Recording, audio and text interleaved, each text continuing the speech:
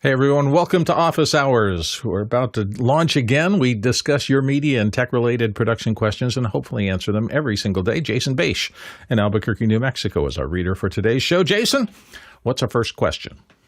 Pedro G. Gonzalez III in Washington, D.C. asks, when connecting network switches at distance over 150 feet, what is your preferred cable and how do you keep it from getting cut, kinked, or abused? That's an excellent question. Alex, dive in. Yeah, it is at 150 feet, you can still use CAT. So we would use CAT 6, 7, 8. All of those would be enough to do 150 feet. We start thinking about fiber at about 250 to 300 feet. So at that, once we get to about that, we want to use fiber at that point. And the great news is that the fiber converters, the media converters, and the SFPs are relatively inexpensive to run fiber for a long distance at that point. As far as keeping them from getting cut, there's a couple things. One is look for areas of traffic and make sure that you protect them. That's using what would be called a yellow jacket or a bulldog, and so you're going to put them in something that's going to protect those areas. If you can, find an area to go up and over too. So we try to stay away from the ground. The floor is lava, and so if you can find places to hoist it, we do. Some places will have cable runs or trays that you can run along. We look at where to do this. One thing not to do oftentimes is we don't want to put things into the truss. We try to avoid putting it in before the lights. so that's a good way to get your stuff cut. Anyway, so those are the kind of things that we kind of look at to try to keep it off the ground. If you put it on the ground where there's traffic for safety and put it into a yellow jacket or a bulldog. Another thing that you may want to look at is, obviously we tape those down. We try to keep them along the corners. And then fundamentally, we run multiple runs. So, for the most important things that we do, we usually take two diverse runs, oftentimes to the opposite sides of the room. If we're in a hotel, it means going two different directions to kind of get to where we need to go. And we do all the things I just said before with each one of those cable runs. And that kind of puts us in a position that usually if it's primary backup or other things like that, at least we have that run there to make that actually work. So those are some of the things that we do. In some cases, we run 2, 3, 4 runs to a location, knowing that, for instance, we had a booth that was in Central Hall and LVCC that we did a couple years of production in. We'd always run 4 runs to everything, and we'd end up with 2 by the time we got there because we had to run it before everything else came in. And typically the forklifts cut the cables. Yeah. If you haven't been to NAB during the pre-setup, it's amazing how much goes in. And I didn't realize until just a couple of years ago that one of the last things they do is they throw everybody out the night before and they lay all the carpet. So it's have fun to watch. An incredible crew coming in. Everybody's been rolling in these huge sets and booth constructions, and then suddenly they have to go in and carpet all the aisleways where everybody walks. So they throw everybody out at one point, and a whole new crew comes in, the carpet crew, and you can certainly see how in that circumstance, one false move is they're laying carpet and kicking with their knees. Really, the carpet isn't that big of a deal because usually you're all done there and you're not having anything going oftentimes booth to booth. So the carpet's going down over things that, are between booths. And so where you really get into it is a week before when the forklifts are bringing in the truss. That's where your cables get cut, is when the forklifts are running around and they're bringing in truss and they're bringing in things up. That's where we tend to see that problem. It's a dance, though. It's an amazing dance backstage if you've never seen it. Next question. Scott Wasserman in Detroit, Michigan asks, I asked a few weeks ago if the Kartmaster HD 500 is still the best for flying with gear. I just got one, and wow, is it a beast. When checking it, do you just collapse it, or do you use straps or something else to secure it closed? Other cart travel tips? Yeah, a couple people are going to weigh in on this. Alex Lindsay is going to start us off. Alex, for the Kartmaster, we just collapse it and put a tag on it. It locks on its own. We've never had it unlock. I mean, obviously, this is different if you're using something like a rock and roller or something like that. But the Kartmaster is something that will completely lock on its own. We don't put it in anything. We don't do anything. We just close it up. For those of you who haven't heard of a Kartmaster, it is my favorite. It's my favorite cart. Let's see here. This is what it looks like closed. You can see here. Now what happens is these arms extend out and this flips down. And there's a couple different configurations. This will swing out to put up another piece here, so you have kind of two high points. And it's a great way to move cases around. It's not the most cost effective solution. The thing's built like a tank, but it is $1,500. Like it's not, so it's not it's the most expensive one you'll get. But we used to have 4 or 5 of these, and we loved them when PixelCore. And anyway, so it is. But we just close it up, put a tag on it, call it a day. Courtney? Yeah, it is. It's $1,485. So worth it. Worth every single penny. Well, if you're traveling, that's what it looks like. Yeah, for travel, I agree with you because it folds smaller. But if I'm not traveling, this is one I've gone back to, which is from you can get it at Costco for about $129 for about 1/10 the price. But the nice thing I like about these are 3 ways. And that they have this mode that looks like this, that has these flip out, the smaller wheels. It takes up less floor space. And I built a little shelf that would go horizontal, that flips up and goes horizontally. So I can put my equipment on horizontally. And this is what we used at Cinegear, Alex, as you remember. It worked great. But I don't think it would ship very well. But for a whole lot cheaper, you can buy about 5 of them, put them on the air. One of the things these carts are good for, too, is in mine, get the shelf kits for them, and you can turn them into something that looks like this, which is really useful for getting gear onto location, and then you build it up and you can create your little control area on top of that. There are a lot of great carts out there. Kartmaster certainly has a great name in the industry, as do many others. Next question. Paul Walhus in Austin, Texas, writes in and asks, how is Universe and the newly released Universe engine with a fixed lifetime license used in broadcast studios, theaters, and conferencing? And he includes a link. Alex. I can only tell you how we use it. Universe is the interface that the person who's cutting the show is using to actually control everything. So what Universe allows us to do is design an interface any way we'd like, and then be able to send and then tie those commands into a wide variety of different tools. And so that's how we use it. Just in case you're relatively new here, remember your questions drive the entire show. You can ask questions, you can chat about the questions, you can vote on the questions. You can do all of that in Meccano, which is our Q&A system. If you go to officehours.global/join, that's officehours.global/join. We'll send you an email link within a day or two. And once you've done that, you can ask, vote on, and discuss the questions in our live show community in real time. The community is a great place to hang out during the show. There's a live discussion of things, and people add additional content about the subjects we're talking through. So it's a really good thing to participate on. That's officehours.global/join. Next question. David Brady in New York, New York asks, when speccing out Sonnet Tech enclosures for Pro AV ZoomRooms, which model would you lean towards? How can you calculate the bandwidth requirements of the likes of a Decklink Quad Duo? Ronnie Hofsoy out of Tromsø, Norway is going to help us. Ronnie? Yeah, so the one we are using with our Quad Duos, which has 8 channels of video, is the Echo Express SC1. This is Thunderbolt 4 or Thunderbolt 3. As you can see, it also has kind of good room for the Decklink cards that we are using. And this is the first part of the question. I'm not sure how we are going to actually do that, because the total bandwidth we get from Zoom can vary a little bit, but normally it's within the specifications of the Thunderbolt 3, as long as you are using this kind of alone in one of the Thunderbolt buses. You have to verify that with your machine or hardware.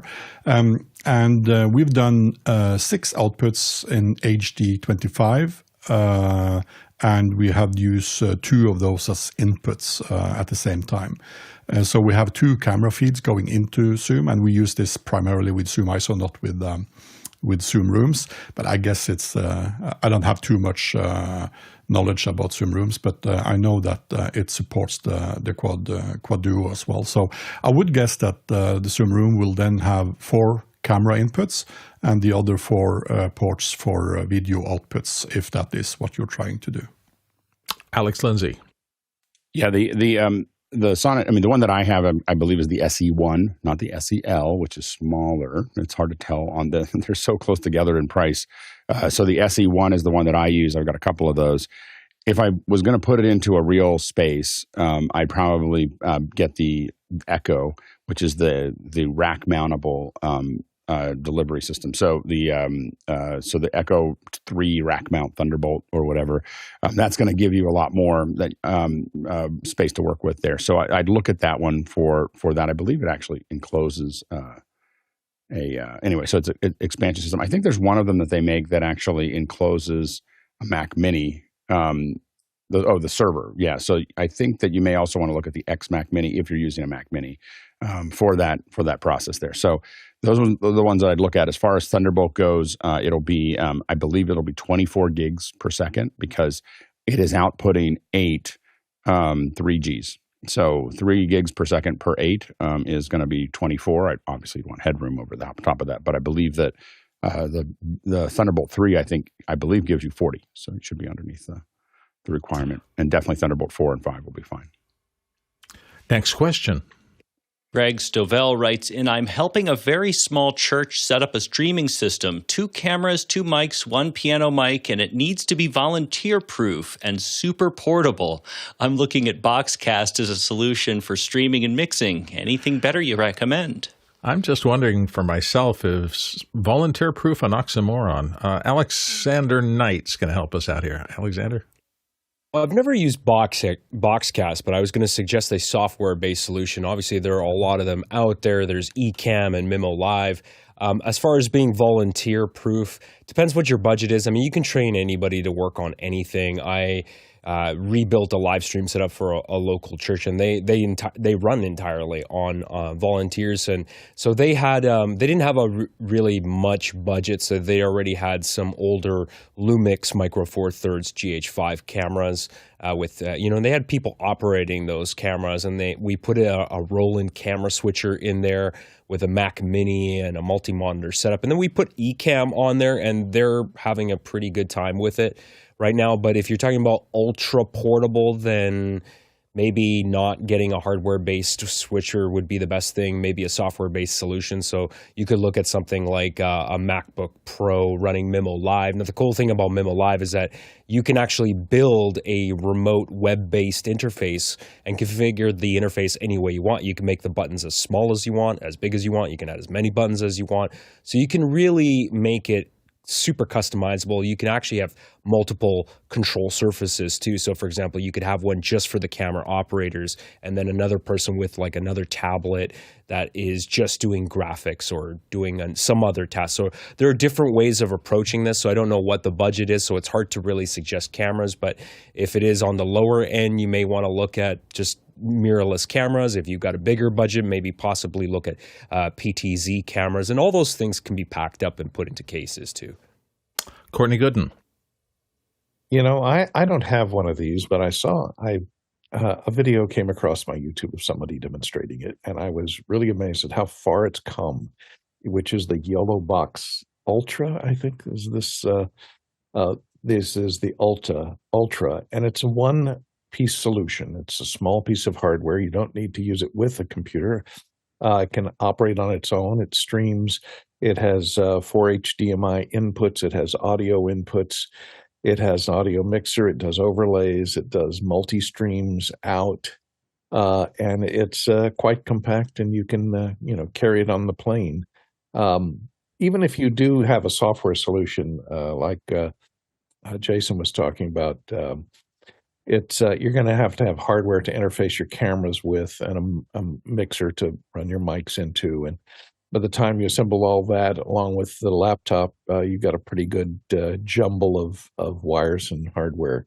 So take a look, watch some. Aaron Parecki, I think, does a good demo of the YOLO box, and see if that can work for you, because it's an all-in-one solution that does everything. It does, it handles chat interface, it handles on-screen graphics, it handles, it's a touch screen for switching. So it looks pretty interesting. If I wasn't so heavily invested in ATEM hardware, I might take a look at it. Alex Lindsay. I would say that the YOLO box, the previous ones have been so unstable that it would be very hard for me to get over their previous builds. What they have a tendency to do is build it up with a lot of features and then not put a box in that can do all those features all the time over time. And so that's the only concern that I would have with YOLO box is that we tested it pretty heavily years ago. And wow, like I was like, this is not okay. Like it's not okay to sell this box. Like it literally put people at risk to sell the box. And so I'd be very careful with a YOLO box just because I feel like they're very aggressive about their feature set. They're very aggressive about saying what it can do, and they overpromise a lot of things. And so, or they have in the past, and as a result, I won't touch them with a 10-foot pole. Like literally, I won't touch them with a 10-foot pole. Like that's the only concern I'd have with the YOLO box is their history has been pretty rough. We're using video on edges for some of the streams that we're doing for this, and we're really happy with them as far as making that turn. The other thing that I'd be tempted to look at is, I mean, if I was doing it with a live stream right now, and I had a Mac Mini available, I'd probably give them Mimo Live and build an interface on an iPad, because that's about as idiot-proof as not idiot-proof, but volunteer-proof, where they just have a screen, and that screen is they just tap on the screen and it does the thing, and they don't have to know anything about the system, to make that actually happen. So that'd be something that I would also consider as well. Alexander Knight, you want to come back? Yeah, I just wanted to echo Alex's thoughts on the YOLO box. So the church that I mentioned that I rebuilt their live streaming setup, they now have a Roland switcher. They started on a YOLO box, and I would have to say I'm not impressed with the build quality. They had that thing for maybe 6 months, and the unbalanced 3.5 millimeter audio jacks, which everyone knows is not great, they started to fail, and there was a buzz on that input that couldn't be fixed. So they had to send it back for warranty replacement. And it actually prompted them to actually get something a lot better. So not a great experience on my end either. Courtney Gooden? Yeah, I was just going to say, this video that I saw, the guy was also critical of YOLO box, that he had tried it in the past and had problems with things that were incomplete or not working.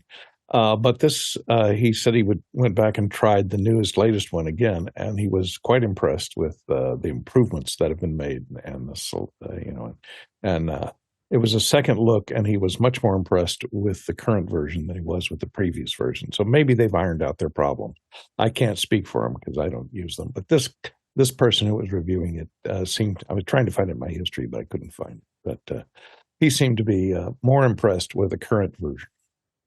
Alex, you want to come back in? Yeah, the only thing, this is a good lesson, I think, for manufacturers in general, is there is this thing that people say all the time of like shipping is more important than quality, and good enough is or perfect is the enemy of good enough, or whatever that is. But man, you screw this up a couple times and no one wants to play anymore, like especially in certain environments. And so this idea of you can just throw things against the wall and just see how it goes, and then we'll make it better. The problem is you get comments like ours, which is that, wow, I wouldn't touch that. The brand is ruined for me forever. And so that's the problem, is that I just think that companies don't think about that enough when they put stuff out, that reliability, especially in an area of streaming, reliability is super important. You can't start putting out products that crash constantly, and expect people to keep on coming back. And my only comment is just, Greg, you mentioned that volunteer proof, which is a serious thing, and super portable. The one thing I discovered is sometimes you can't do a lot of training when you have a small church and you're doing that. I used to be really obsessive about labeling anything that was going to be used by volunteers, particularly simplifying the labeling. I used to get little flip charts, and it was like, start here, and you turn the page, and there was the first thing you do to hook it up with a big 1. And then the next page was 2, do this. If I made the training super simple like that, I had much more success with people who were not doing this full time all the time. I mean, volunteers are actually wonderful people. And I used to run a festival that had about 200 volunteers, and they were amazing. And so I do not have any concern about volunteers. The training for your volunteers, and something that they can hold on to and know how to do things just right now, easily, simply, and with great comprehension, that to me has always been the key. Alex? Yeah, and I helped a couple, and I know it's a very small church that you're working with, Greg. So, but I have worked with some house of worship and teams to help them with their graphics and so on and so forth. Also, high school teams and everything else. And what I have found is there is a certain level of painting the fence that comes into account of if you build something bigger, and this may take time. You may put out whatever you can. But I learned this from a church that it had an incredible group of volunteers, but it had a CL5. I've talked about this in the past. It had a CL5 and these big JVC broadcast cameras, and the big, it had a Ross switcher, there, and I was like, that's a lot of money to spend on a pretty basic show. And the person who ran it made it very clear that it's a lot easier to find volunteers, because everyone wants access to the hardware, so they want to make a difference, but they also want to make access. They want to get trained. They want to learn something new.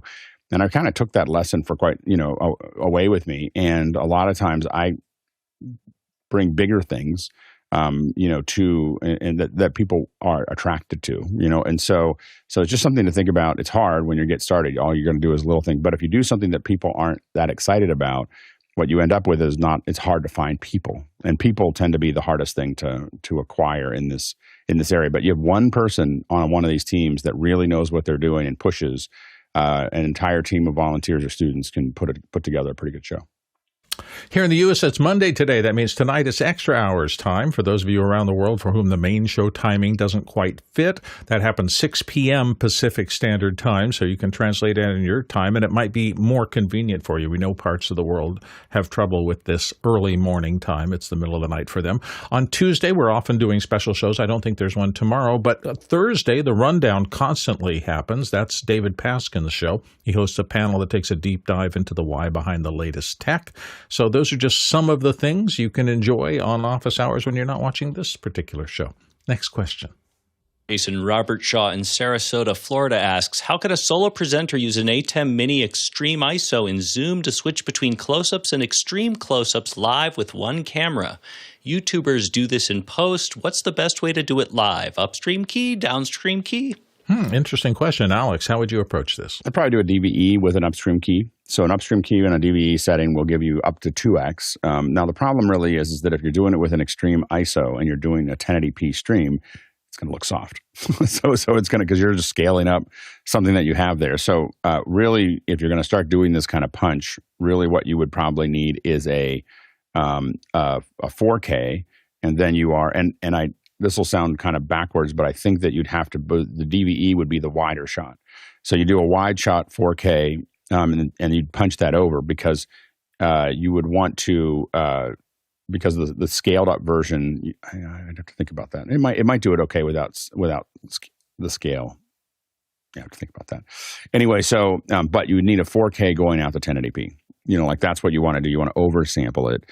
But otherwise, you're going to be scaling up a 1080p to 2x or to 1.5x. And so every time you cut into the close-up, it's going to look softer. It's not going to, I don't think it's going to look great. Most of these YouTubers that are doing it are definitely recording at twice the resolution at least, and then they're intercutting that. I will say it's hard to do that well live. Do those quick cuts and make it just right. What they're doing is they're using different parts of paragraphs and other things to cut. Most of the time, what that punch in and punch out is not just something they're randomly doing. It's something that they're doing so that they can get around edits. So that's become the culture of, they do a lot of takes of things, and then they just cut it all up to make that happen. Now, we've done it in past shows. If you look there's one hidden somewhere on YouTube is food science. Food science is something that we did, 20 years ago. And on very limited budget. I think we did them for like $1,500 a unit. So we were just getting started. But you'll notice that it cuts in and out. What we did is, if you think about what Dr. Kiki said, is there's this part that she said, and then we'd have this lead up and a lead out to make sure that her intonality is right. But we storyboarded the whole thing. We knew exactly when we were going to be close, when we were going to be far away, and we had her just do the pieces. She only had to remember the pieces at that level. And what that did was it allowed her to keep, because she was only doing fragments of sentences and fragments of paragraphs, it allowed her to keep her energy really high the whole time. Now you may decide when you watch it that the energy is too high all the time, but it is. But we made it. That was a very conscious thing where we designed the thing around that. But doing it live is very hard to do in a way that doesn't feel like you're like it's just hard because where those edits are is pretty precise. Next question. Tommy Chance in St. Paul, Minnesota asks, our local sheriff's department is looking for an AI app or program to track and blur faces on body cam footage. They're doing it by hand now. What's going to do this? Let's go to Ronnie Hofsway and see if he has some suggestions for you. Ronnie? Yeah, what are the chances for me knowing this in the northern part of Norway? So, backstory, make it really short. I am thinking of streaming live the 17th of May, which is our main celebration for the country of Norway. And I was thinking of streaming this live. I was looking into solutions where I can blur faces for children because I would like to. Yeah, because of Amber Alerts, etc., and try to not be streaming the children's faces. I got that far that I found this solution from Axon, which is actually one really, really advanced AI solutions where you can choose between 3 different types of blurring. You can have it blur skin colors, etc., and it auto-detects everything. You just make a template and it does everything. I have not looked into prices, and the thing is, I had to stop looking for solutions because this doesn't work with live feeds, so it only works with recordings. And Axon is, of course, a big provider of security solutions, and probably maybe be the vendor of the camera that this sheriff department already have. I have no idea about licensing. I think it's rather expensive. Well, hopefully. Oh, Courtney has a thought. Courtney? I was trying to research this, and I looked, and there's tons of apps on here that do this on your phone and stuff. And I did find this one that's for free. That's I think called UCam. That you can select a face or multiple faces to blur, and it will track them in video. And you'll upload your video. This is an example of why you need to use it, because people lean out of their blurs. That will automatically track them in the video. So you could look up that. I have not tried it. Don't know how well it works, but it's a free solution. I call UCam. Ronnie, you wanted to come back in? Yeah, another thing I forgot to mention, you have to be really careful on what services you actually upload this footage to. There could be implications that you do not know of today.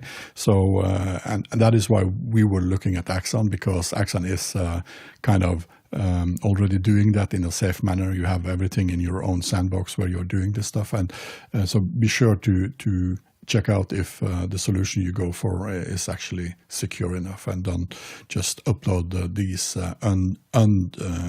blurred videos to any cloud provider. I would recommend you not do that. Next question. Frequent panelist and friend of the show, Alex 4D Goldner, asks, in less than 2 weeks, it will be a Final Cut Pro for iPad's 2nd birthday. What are you going to celebrate? Alex, are you going to celebrate? I don't know if I'm going to celebrate. When you said it, I was like, oh, I am paying that subscription. Maybe I should look at not paying for that subscription.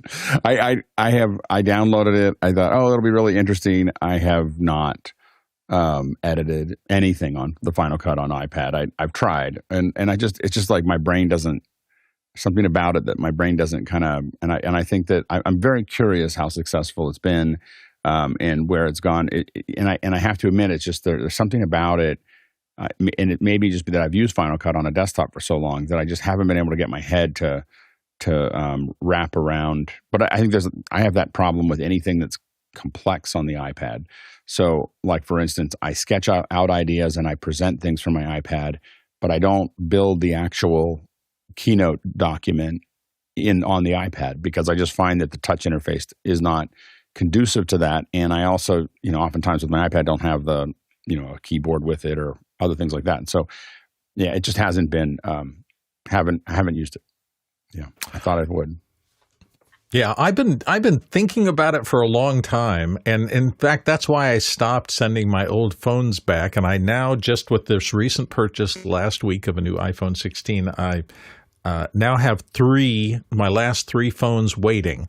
So now my old iPad Pro has to be replaced. And as soon as that is, I get to dive into this. I'm thinking it's going to be a fascinating thing. I have not used it a lot yet. In fact, I've not used it at all, but I'm on the crux of it because something that you can throw into a backpack that can do 3 camera switching in a simple environment if there's not a lot of stuff to do is intriguing to me. So you're a little ahead of me, Alex, in terms of asking this question because I haven't had any practical experience. I know the problem is that I've been paying for it for 2 years, and so what I'm going to celebrate is like, I got to look at that subscription. But same thing with Logic. I thought I was kind of interesting to see. I'm very curious as to how well it's gone, and again, it's just because I just haven't used it. But I will say that part of the problem also is that my edits have become less fast and furious, and the vast majority of them are very technical and specifically deal heavily with 5.1. So there's almost nothing I do that is in stereo now. And when you're when you go to 5.1, Final Cut is, I don't know if they've done anything with Final Cut 5.1 and Final Cut since like 1 or 2 updates after they released it. Like I just don't think that Apple's spent any time on 5.1 in Final Cut or very much. So it's very clunky compared to Resolve. And so when you decide that everything you're going to do is 5.1, Resolve is to me the only solution that I really look at. Makes perfect sense. And everybody's use case is a little bit different. So I'm the kind of guy who just likes to go out to something and maybe be able to set up something easy and have fun switching. I want to go back to the days and the first live switching things I did when I had an old Panasonic switcher and I was able to get band members that I knew and we could get volunteer cameras and set them up and I could live switch a show for a local band that was friends. I used to know somebody who was the leader of a reggae band, and it was just fun to be out there. And I want to go back to those days when just you can do something simple, have a great time. If you get great results, fabulous. If you get okay results, it's still fabulous because it's the experience. Anyway, we'll see what happens. Thanks for the question. Let's go on to our next question. Jeff Veely in Henderson, Texas asks, Alex, would you kindly redraw and re-explain your grid configuration, MakerPipe versus Speedrail? Given that yesterday wasn't recorded, it was brilliant. I'm sorry we missed it, Alex. What did you do yesterday? I'm sorry we missed it too because I never remember what I said the last day. I mean, I don't even remember what the questions were. Like we've been doing this for 5 years. It's like a wash. It's in the current buffer, and then as soon as I don't remember what the questions are. At 8:30 in the morning, So I'll try to reproduce. I'll just answer the question. So I believe what we were talking about is just I'm a big fan of grids, and I put up grids almost immediately if I'm going to be there for any period of time. And so the grid that I have right now that I'm sitting at, so I have a desk here, and on the corners I have 4 C stands, and they're 10 feet apart because that's really the max that you can run EMT, and I would say maybe a little over the max that you should. So there I'm using MakerPipe. Sorry, I'm using MakerPipe, and it is these are small connectors that connect standard EMT. The EMT is just really cheap. It's like $10 I think $10 or $15 for 10 feet. So it's a very inexpensive way to kind of connect these, and the connectors themselves are $2 or $3 or $3 or $4. I bought a box of them for $500. So it's like this erector set. Anytime I want to build something, I have stacks of EMT in my garage, and I just go out with a pipe cut or with a little cutter, and I just cut them into the things, and I build something, and sometimes I keep it, and sometimes I don't. So anyway, so I have this. And I built a frame that went around it like this, and then I just ran crosses that go across like this. And so this is what I, have right now over the problem is that my room looks like this, right? And it has a little area. So it's much bigger, but I can't get any bigger with the EMT rail. So what I'm going to be doing is my room is about 15 by 18, and I'm only in a 10 by 10 space that I'm using. This is pretty far back. It was funny. The other day, someone remarked on my virtual background looked really nice, and then I went like this. You mean this one? And it was like I put my hand through something, like they couldn't quite grip that it was that was not there. So anyway, so if we look at my room, we'll back up here, and we'll go like this. What I'm planning to do soon this month is I'm going to put feet, and I'm going to put them on, a slightly larger board with felt across the bottom or carpet to protect the floor. So it's going to look like this. And then what I'm going to do is I will do the same thing I did here, which is that I'm going to connect a Speedrail all the way around. And so that'll be there. Now, it's on the floor, so it'll go up 10 feet, and then the Speedrail will go around, and I'm going to cut the Speedrail to the corners. So it'll be exactly the right length for the corners, and it'll fit into that area. There will be one crossbar here, which I actually think will be a feature for me. That's here. I'm not going to try to handle this little window area there. So anyway, so that's what I have here. So I'll have 4 vertical corners, and then I'll have this frame. Now on the frame, I'm going to put there are these little crosses that look like there's one that's going towards you, and then there's one that goes around like this. And I'm going to put those on here, probably here, and here. And then in this, imagine this being one of the poles, I'll put another piece of Speedrail through here and another foot with something a little bit larger than it. And then what I'll do is I'm just simply going to push it up against the wall. And if I do that on all 4 sides, it will stabilize I've done this before, it'll stabilize that frame to it. Now, one thing, by the way, there are 2 kinds. If you're ever building this, there are 2 kinds of these crosses. One is just a raw cross, and it's cheaper. It just has the little screws in it. And the other one has a little section that you can pop out so that you can take it off so you can drop a piece of Speedrail in or pull it out. Worth it. So just want to say, just worth having the one that you spend a little extra on. I've bought lots of both of them. If you have too many of them, like a lot of crosses in the middle, I probably won't do that with. But on anything I think I'll ever go back to, you want to be able to pop that out. Now, then from there, I will then run Speedrail across here and across here. And I may not do 4. I may break it into 3. It turns into a lot of money because it's like $150 a pole. So anyway, that'll be the grid. And then I'm going to move my desk. I'm going to put a desk here in the corner and have it go all the way around like this. And there's another desk. I have this matching desks that'll go here. And this is my door. And then I'll have shelving. I'm going to have another desk here that will kind of see the background here, and then I'll have more shelving, here and here, and so I think it'll look nice. We'll see. We should have it done. I'm trying to get it done before WWC. We'll see if that actually happens. But we're getting pretty close now. I'm about to order this week. I'll order all the pipe. So that's the first step, and then it's going to be a hard weekend because I got to tear my whole office apart to put it in. So slowly clearing my office over the next couple of weeks to get ready for it, and then it'll be a flip, hopefully relatively quickly, or my wife won't be happy because her meditation area will be full of gear. That's never a good thing. Yeah. Jason Bache. Alex, having been in that room when I set up your network, are you going to move all that shelving is really heavy, the stuff that's directly behind you. No, that shelving can stay where it's at because it's the shelving. Okay. It doesn't have to go anywhere. I have to take it out. There's funny things. I have to take it out to put the pipe in, but I'll put that and then bring it back in. Yeah, so it'll be an operation. So, and as I've mentioned before, I went with auto poles to do a fake grid. That's actually over my head right now. I'm somewhere down here below it, and I got super lucky. I was searching for auto poles, and I realized that buying a ton of them was going to be expensive. So I actually found somebody on Craigslist who had worked on a fashion show. They bought a whole bunch of auto poles to put up they painted them white. As you can tell, half of these are white, and there's a couple of silver ones in the back. I think I bought 10 auto poles and got them for a song. So sometimes you just keep looking around, and then I thought, okay, now I don't need to mess with grids because I can create a grid just quickly. If you do that retail, that's a lot of money, but I got lucky. Next question. Coming in from the QR code, Seth in Malaysia writes in, free Bitfocus Companion or paid central control, any major difference between the two? Ronnie Hoff's always going to help you out here. Ronnie?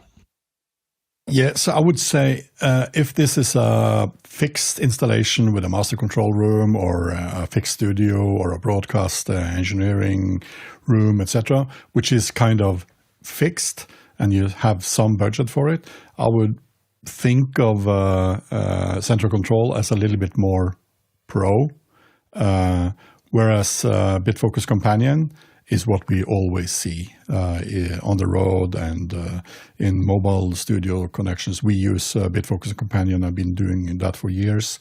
Has a little bit more limited functionality of the interface, whereas Central Control can configure your own kind of custom-made interfaces, which is tied together tightly to the equipment you are using. So it's a little bit different, and you have different type of usage for all these. Stream decks are typically used as a button controller for the Bitfocus Companion, or you can have triggers, etc. in Bitfocus. So it depends a little bit. If it's a more budget professional thing, I probably would look at the central control. Next question. Tommy Chance in St. Paul, Minnesota asks, I've lost my button commands linking my macros to my Stream Deck too many times. Is there a way to save and recall them? Alex is going to help. Oh, Ronnie's going to help you out. Then Alex is going to help you out. Ronnie? Yeah, so same goes here. If you're losing buttons, I think you are using the original Stream Deck software, maybe. I've seen that happen a few times. Hence, a few years back, we went with Bitfocus Companion instead, where you can, of course, copy projects and share it between computers and have backups, etc., and just reload it. It takes a few seconds to load a new setup, and you can, of course, have multiple pages as well if you would like to. Hopefully that helps you. Next question. Kjetil Fla Yersvold in Tromsø, Norway asks, we do regular productions for a client set to a fixed repeating budget. A new client within the same organization asks us for a similar production. How do we charge the new client? Treat them independently or inherent discounts and special deals? Alex, how would you handle this? Typically, if you're in the same organization, I'm going to charge you the same amount of money. Like, I'm not like, you can get crossed over. Now, the only thing I'll say about that is make sure that they're asking for exactly the same thing. So if they say, well, it's just like this, well, is it just like that? Are you going to spend more? Are you going to do other things? And typically, the way we've worked into that process is that the hard part is if you bid really low at the beginning, you're kind of stuck with that. I bid every job for what it costs to do it. Like, I don't have a lot of, I don't charge more for one client and less for another client. I just say, well, you're asking for this, and this is how much that costs. And if you keep doing it, that's what we'll keep doing. And I kind of do it based on if I had to rent the equipment, if I had to hire every person, if I had to do those things, like that's how much this costs, so that it's sustainable. And some people can underbid you, but the question is can they? The hard part for larger corp, I mostly work in Fortune 100, so that's most of my world. Is that what's more important oftentimes than cost is reliability.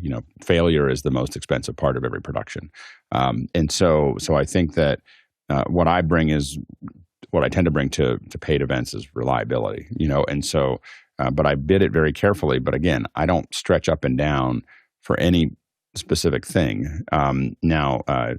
I just kind of go, well, this is how much it costs for us to get that done, and so as a result, everybody that comes to me just gets treated exactly the same way. I know that you're in a different situation, but I will tell you that if I decided that this isn't worth doing anymore, the next client that comes in is going to pay more because I'm like, what I know now, this is too expensive, and this isn't penciling out for us. But the current client, I will, if they keep the thing the same, I'm going to try to find efficiencies. I'm trying to find ways to make this less expensive for me while I'm not changing the value of what I'm providing. That might be building a kit that, a lot of times, for instance, if I look at labor time, I might build a kit that's faster to set up. If I'm doing it over and over and over again, it might be, getting everything into a place that's easier to set up, getting things more automated, but it can't change what they were getting for it, for that same price. And it has to really, really stand up to the test of doing the actual production. And so I'm very careful about that. But if it doesn't pencil out, that's the first thing that I do. The second thing is new clients will get something else. And there, almost never have I gone to a client and said, I can't do this anymore. That's not usually what, where this goes. I just, just what happens is you evolve, but it is something for you to think about as you start to bid these, is to make sure that you're bidding things in a sustainable manner, so that if someone else comes and asks for the same thing in the same company, that you are able to, to do it without it being a loss. Hey, if you find value in what we do here, there are a few ways you can help. You can like and subscribe to our YouTube channel. You can volunteer at officehours.global/volunteer. You meet some great people and learn a lot. Trust me about that, because I know I have over the last few years. And you become part of a great team that makes this possible. Or you can simply donate at officehours.global/donate. If you'd like to help us, we are a 501c3, and your money will do a lot to make sure we do this every day. Next question. Chuck Swan in Bristol, Wisconsin asks, client with an existing point-to-point 800-foot Wi-Fi link from arena to office. They want to run PA audio 1 to 2 channels over this. Could Dante be used for this? Other options, not comfortable with audio over shared Wi-Fi, but hardline is out. Courtney Gooden's going to start us off here. Courtney? Well, I think the consensus is Dante is out because of the timing required on the network. Most Wi-Fi access points are not going to be able to have the latency low enough. I did find one guy on Reddit who said he had some success running Dante over something from that as a dedicated point-to-point 60 gigahertz link using this from Unify. Called Wave 60 point, and it'll go up to several kilometers. And it had a less than 1 millisecond latency, and said that he was surprised that he did have some success running Dante. I would not trust it. And remember, at 60 gigahertz, it's extremely directional and can be blocked by anyone stepping in front of the dish.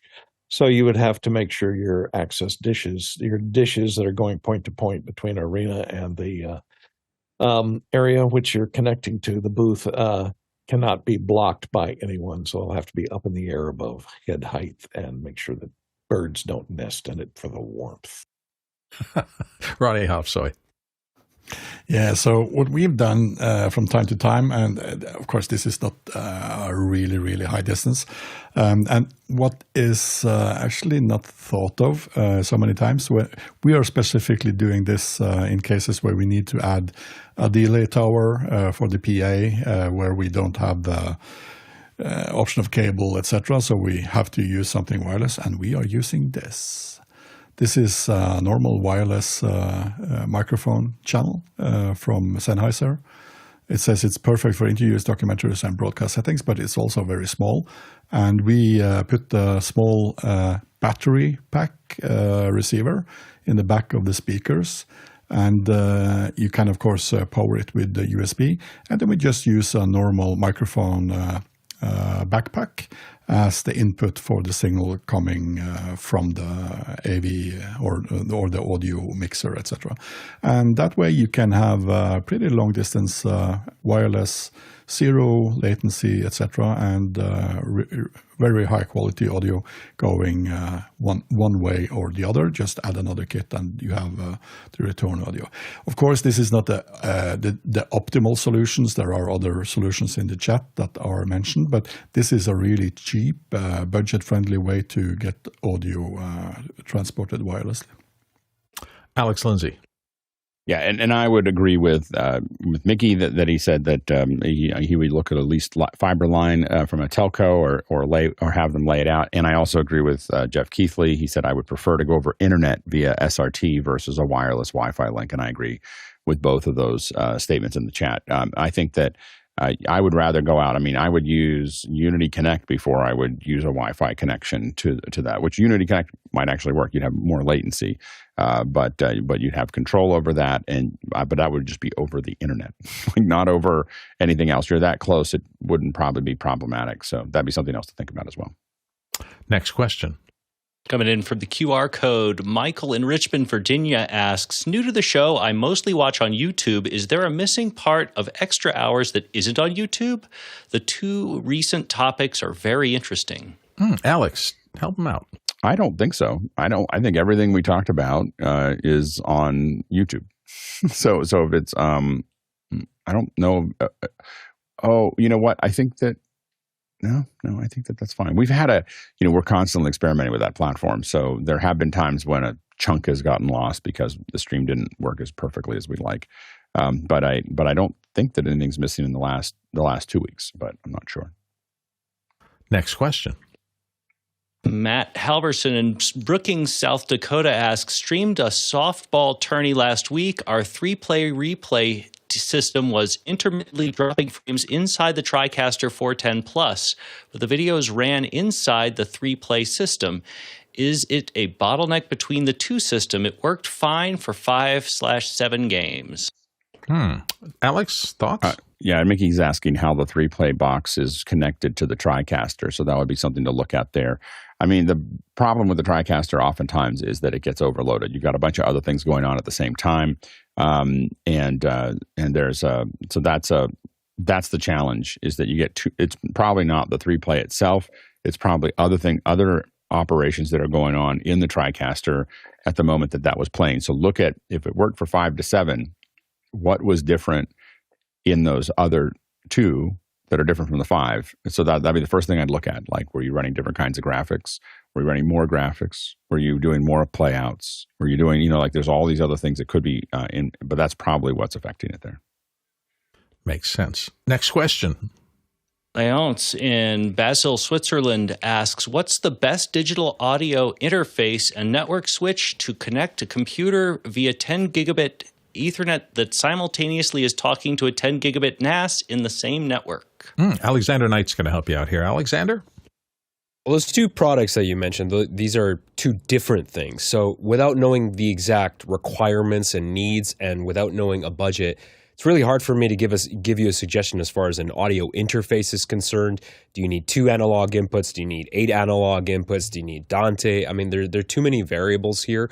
There's lots of great options out there, but need a little more information from you to give you a suggestion there. Same with network switching. Again, I don't know what kind of budget we're talking about. On the lower end, there's Ubiquiti. On the higher end, there's some Cisco stuff. So there's a lot of options there. It's pretty tough.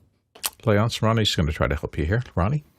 Yeah, so if this is a normal Dante network, you can use things like this, which is the Ordinate Dante Avio, which has different types of signals. You can have AAS, you can have, so that's digital audio, you can have normal analog, mono stereo signals, and even USB interfaces. So these ones are the analog versions, stereo. Let me see if I can get those in focus.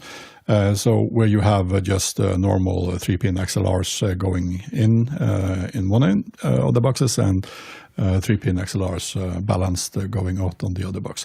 And those are connected to either side of the switch, where you have the option of adding inputs or outputs. And of course you can have these via USB. Both A and C plugs are, and you can also have other types like Bluetooth, etc. So I would look at the audio Ordinates, the Avios, if that is what you're actually looking for. And you got some help in the Discord chat as well today. Network switch for AV Netgear M4250 series, recommends Jeff Keithley. Also notes that on the lower end, the Yamaha Rio rack, and the upper end Cal rack. And the big thing is you don't really need 10 gig for audio, Jeff notes. So there you go. Some thoughts. Next question. Coming in from the QR code, Roger Martin in Tonto Basin, Arizona asks, will Zoom Tile work with PC? And if so, I don't know where the download link is. Using it with vmix ISO. Thanks. Alexander Knight, can you help out? Yeah, so as far as I know, Zoom Tiles is a beta product. According to their documentation, still listed as beta product. And as far as I know, it is still a Mac application. Now, this is actually technically a Zoom application that you install inside the Zoom Meetings client, but it does require a Mac because of the specific graphics subsystems and frameworks that they've decided to build this thing in. And I don't know if that's going to change. Only Zoom would know. Alex Lindsay? One thing about the Zoom team is that they know every platform and exactly what they can squeeze out of every platform. And so they're always looking for what is the optimum situation. And the thing is that for a lot of the operations that Zoom Tiles uses, the most robust platform to do this on is specifically not Mac or PC, but the M chips. So the unified graphics and CPU allows them to do things, and a lot of the frameworks that sit inside a Mac, the Macs that take advantage of that, allow them to push some envelopes that would be require a very expensive PC to do the same thing. And so they have, so that's why they focused on. That's my understanding of why they focused on that. You'll see them mix and match things. Zoom really, they build everything for a custom experience, or they build custom software for everything. They're not just cutting and pasting. They're not using React Native. They're making decisions on what makes the most sense on every platform, as far as how are they going to get the highest performance out of them. And so Zoom Tiles is Mac only. I've not heard of anything of it going to any other platform right now. Alexander Knight, you popped in. You want to repeat? I guess the other question that I have is, why would you need tiles when you have vmix? Because if you have a Zoom-like integration or Zoom ISO style integration in an application like vmix, which is incredibly powerful, you can bring in the ISO audio and video sources. You can build your own layouts. You can add graphics. I mean, obviously, it might not be as simple as Zoom Tiles, but I mean, vmix is virtually unlimited with what you can do. I mean, the only limitation is the knowledge that you have for the application and your graphics capabilities, whether or not you're going to be using some third-party graphics solution to pipe that in. So you can do a lot inside of vmix with the native Zoom integration. Let's move on. We've got a few more questions, and next one. Paul Walhus in Austin, Texas writes in, Apple Podcast, Castbox, Overcast, or Pocketcasts, which is the best podcatcher to publish to? Oh, and he's got a link there. Alexander Knight, what do you know?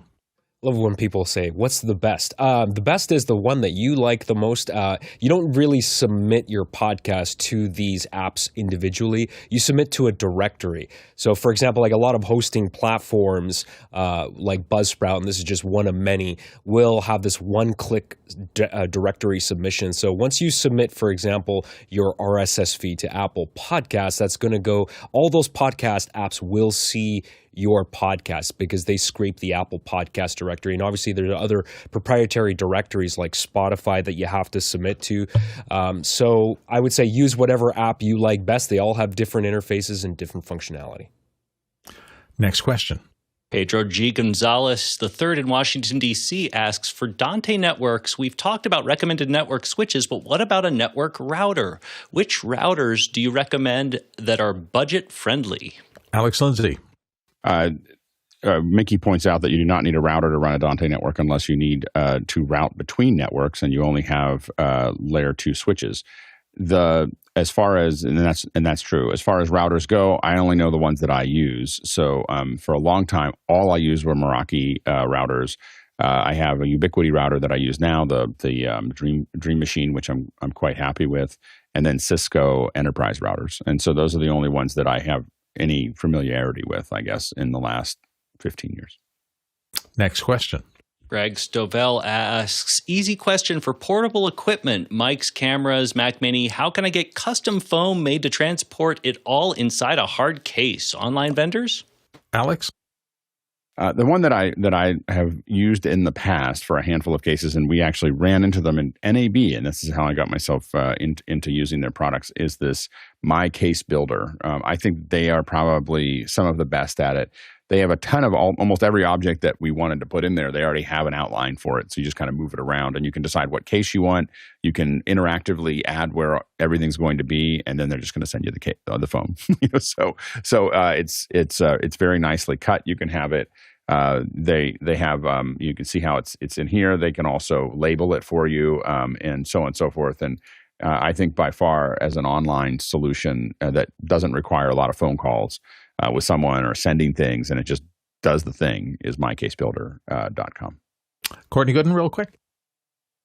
Found a company called cutslasercut.com that does laser cutting of foam inserts. So look for them, cutslasercut.com. There you go. A couple of options for you. Next question. Chris Widener in Indianapolis, Indiana asks, as opposed to standard directional mics, is there such a thing as a PTZ mic for, say, crowd miking a medium arena? Courtney. There are steered mics, which are mic arrays, which use steering by combining those mic arrays to pinpoint different people in an arena. The problem with an actual PTZ on a microphone is because the motors vibrate and make noise, and you'd hear it in the microphone, so you could only reposition it while it is not up on the air. But look for standard array mics that are used for miking conference rooms, things like that. They do make some that are designed to incorporate several mics into a large field that use steering to combine the two into a directionality. Alex Lindsay. Mickey points out that there are very powerful PTZ mics that are available, and they're called A2s. Yeah, they're a little flaky sometimes, but they're amazing. Generally, they just A2 Brutus. By the way, that's an audio assistant for those. The second, not the A1, but the A2. Let's finish up there. Thank you all for paying attention to the show today and for adding to the show and making it happen with your questions. You are producers, the ones who ask the questions of the show, truly drive the show and tell us what you want to learn about and have discussed on the show. So thank you for your questions. For the panelists who show up every day and add their expertise, unbelievable value add here. And thank you guys so much, very, very much, for being here and listening and responding.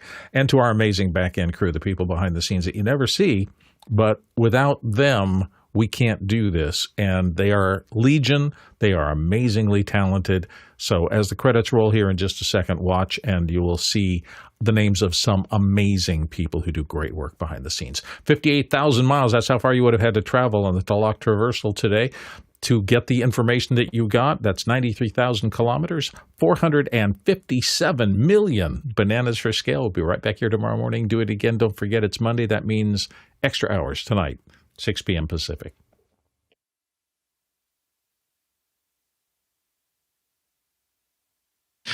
Replaced by a graphic. There are hours left over. A giant banana for scale?